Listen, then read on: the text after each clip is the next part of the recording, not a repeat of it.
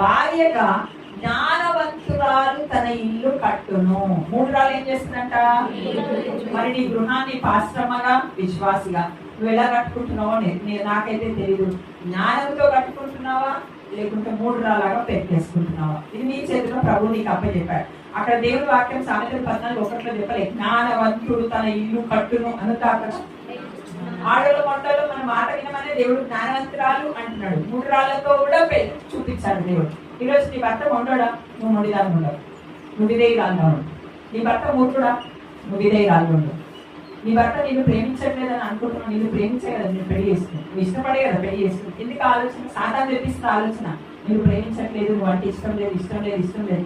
ఆ ఆలోచన తీసివేసి, ప్రభా నాకు ఇచ్చిన భర్తను బట్టి నీకు మహిమ, నా మొదటి ప్రేమను నేను మరుస్తా ఉన్నాను, నా మొదటి ప్రేమను నేను జ్ఞాపకం చేసుకొని నేను ముందుకు వెళ్ళడానికి సహాయం చేయి. అప్పుడు నీవు కూడా ధనురాలవు.